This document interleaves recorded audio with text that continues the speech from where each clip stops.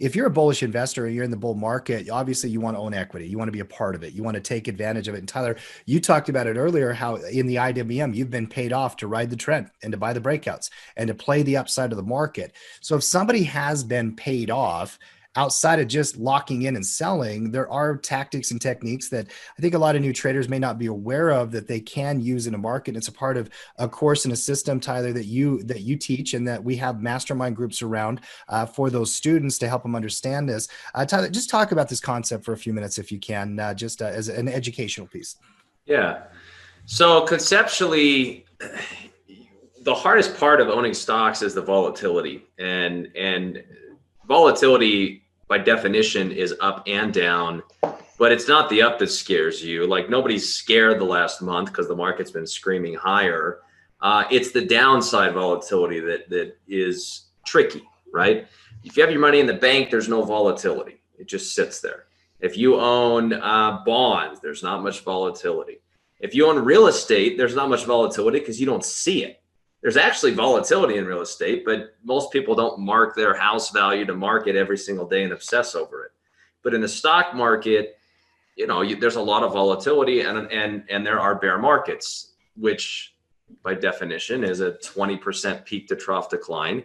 And historically, you get a bear market on average of like a 30% decline once to twice a decade. And so you figure if you're going to be an equity investor, you've got to live through your capital declining 30+% once to twice a decade. And that may not be a big deal when you own $10,000 of stocks, but as you get older and build wealth, you're talking about hundreds of thousands of dollars of fluctuation in an equity account, which kind of begs the question, okay, well, what can I do to handle that volatility or to better reduce the risk and protect myself if the market crashes? And there's lots of potential answers. The whole idea behind the Bear Market Survival Guide was to elevate your understanding so you can make a more informed decision and understand the pros and cons. Some people, they just don't put all their money in stocks, and that's how they handle the volatility. They keep some in cash, or they keep some in bonds or gold or safer assets, because if half your portfolio's in a risky asset and half of it's in a safer asset, the overall portfolio volatility is less, right? Or you could use the options market. You could buy put options, which is basically an insurance policy, which locks in the right to sell your portfolio or sell a stock at a specific price. And when you use that, it allows you to limit how much exposure you have, right? It allows you to limit how much exposure you have. And so in the Bear Market Survival Guide, we talk about using puts to protect the portfolio, and making sure that your max loss, instead of being a question mark, because that's what freaks people out. You get something like March, small caps were down 43%, I think, peak to trough. You imagine if, the S&P wasn't down that much, small caps are a little more aggressive and a little more volatile, but think about that, 43%. Like, if you had $1 million in small caps, it went down $430,000 in 2 months. That'll freak out anybody, right?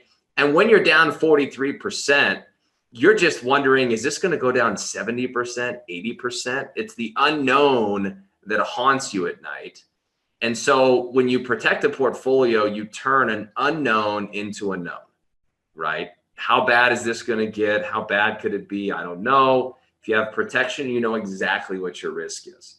And so if you have, and it doesn't matter what the portfolio size is, but if on IWM, there was $1 million I had in there, instead of the downside being a question mark, I might have protection and know that at most I lose 15%. And so if we go into a bear market, worst case scenario is I might be down 13, 15% or something just by buying a put. So for me, this will be the final point, Tim, and then I can go into an example if you want. But for me, it's the certainty that it brings to what my exposure is, to what my risk is. It allows me to invest with a greater peace of mind of knowing what the outcome may be, because in times of economic turmoil or in times of a pandemic, it's the unknowns that really freak you out and tempt you to sell when things are down. The worst mistake that a long-term investor could have made in March was sell everything. Like, I can't imagine the amount of regret they would have right now if they're like, wow, this has been a great recovery. Too bad I sold in March. It's like, it's the worst mistake you can make if you got a long-term time horizon. And so this helps prevent that. Owning protection helps prevent that. Mhm. And elevating people's learning is something that you've been doing for a long time. I like the way you said that, teaching people and giving them the context so they can make, just different choices and know that it's on the table for them from a portfolio design perspective from a long term. And yeah, I would love you to do just a simple example. I know that you go much more in depth, and the course is like what, 6-7 hours long, obviously. So it's a different type of deal when you're going through in the instruction. But just a simple example, kind of just explaining what that principle looks like when you're putting it, into action. Yeah, one of the nice things I like about a trading platform like Thinkorswim or any other options platform that allows you to create a risk graph is it allows you to see visually what is your risk without protection versus with protection. And so what we might do here is we might say, okay, let's go say that I bought 100 shares of IWM. Like, all right, I'm on the small cap bandwagon. I want to own some small caps in my life, and I got a longer time horizon or whatever. Well, if you buy that right now, it's 189 bucks. It's like that's about $19,000 if you're not using margin.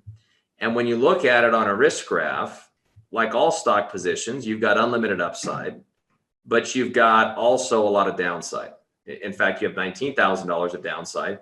Now, I don't think the market's going to go away. So the reality is you'll never see a negative 100% drop in small caps, or else the world has ended. So even still, if we went down 50% on a $19,000 investment, you're down, $9,500. So this is the spooky part. This is the scary part of owning stocks and trying to, be in it for the long run.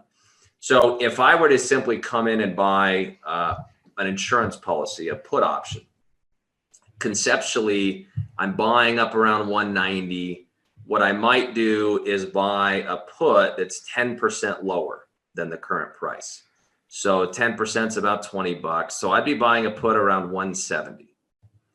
And it's kind of like an insurance policy where you have a 10% deductible. And so if the market crashes, you're on the hook for the first 10%, then the insurance kicks in and it limits your exposure at that point. So by buying it down at 170, though, by having that 10% deductible, it's going to make the insurance premium cheaper. In real life, if you increase the deductible on your insurance, it reduces the monthly premiums. In the derivatives market, it works the same way. So if I said, okay, want to protect this, market's gone up a lot, want to help lock in some of the gains, maybe I go out a year to December of 2021, and I go look at that 170 put option, trading for about 12 bucks and change is the midpoint, 12.20. So it cost me $1,020 bucks, 1,220. And how much did I pay for the stock? About 19,000. So it's about 6%, Tim. It's going to cost me 6% of my investment buying that insurance policy. But when I analyze it, what you'll see it does is it caps my risk. So this is the before. You have open-ended risk with stock. This is the after with the long put option. You can see you still lose if the stock goes down, but then the put kicks in at expiration. You can't lose anymore. So my max loss, if I did nothing else for the next year, my max loss is essentially 3,000 bucks on a $19,000 investment. So in my head, I'm thinking, well, I put in 19,000 bucks. Instead of having 19,000 at risk, or in a big bear market drops 50%, maybe I'm down 9,500. I've now limited my risk to 3,000 bucks. And perhaps that's what was needed to get me over the hump and get me willing to invest. I think fundamentally, people get wealthy investing in the stock market, but it's only if you can hold on through the downturns, and it's only if you do it right. And anything that we can do to make you more comfortable investing and understand the risks and better control the risks, I think is a good thing. And protective puts have been very effective in doing that.